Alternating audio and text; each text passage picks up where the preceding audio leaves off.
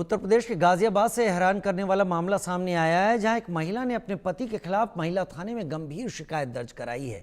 महिला का आरोप है कि उसका पति उसे बॉलीवुड एक्टर नोरा फतेही जैसी दिखने और बनने के लिए मजबूर करता था। इसके लिए वो रोजाना 3-3 घंटे एक्सरसाइज करने का दबाव डालता और जिस दिन वो इतना वर्कआउट नहीं करती उसे भूखा रखा जाता। महिला ने बताया कि उसका पति, जो कि एक सरकारी फिजिकल एजुकेशन टीचर है, अक्सर उसे ताने मारता। पति कहता कि उसकी जिंदगी बर्बाद हो गई क्योंकि उसे तो बॉलीवुड अभिनेत्री नोरा फतेही जैसी सुंदर और आकर्षक पत्नी मिल सकती थी। शिकायत में कहा गया कि पति न केवल इस तरह की बातें करता है बल्कि रोजाना 3 घंटे वर्कआउट करने की बात कहता है ताकि उसका शरीर बॉलीवुड एक्टर जैसा दिखे। शिकायतकर्ता महिला की शादी मार्च 2025 में गाजियाबाद में धूमधाम से हुई थी। उसने बताया शादी में गहने लगभग 24 लाख रुपए की महिंद्रा स्कॉर्पियो, 10 लाख कैश और उसके पिता की ओर से उपहार मिले थे। उसके पिता ने शादी में 76 लाख रुपए से ज्यादा की रकम खर्च की। इसके बावजूद शादी के कुछ समय बाद ही ससुराल पक्ष ने और अधिक दहेज की मांग शुरू कर दी, लेकिन जब वो पूरा करने से इनकार करती तो उसे ताने दिए जाते और शारीरिक मानसिक प्रताड़ना सहनी पड़ती।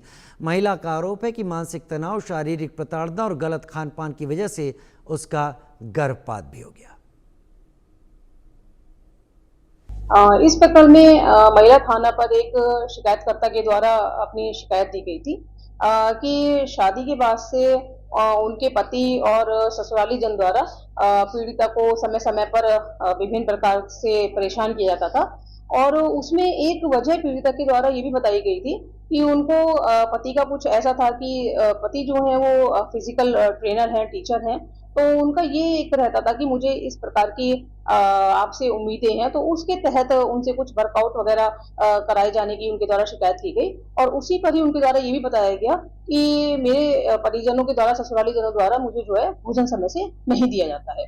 इस पूरी शिकायत के आधार पर महिला थाना में एफआईआर पंजीकृत की गई है। अब इनकी शिकायतकर्ता के द्वारा जो शिकायत दी गई है उसके आधार पर उनके द्वारा कहा गया है कि जो उनके हस्बैंड थे वो उनको नोरा फतेही इस आधार पे बोलते थे कि इस तरह का आपका होना चाहिए।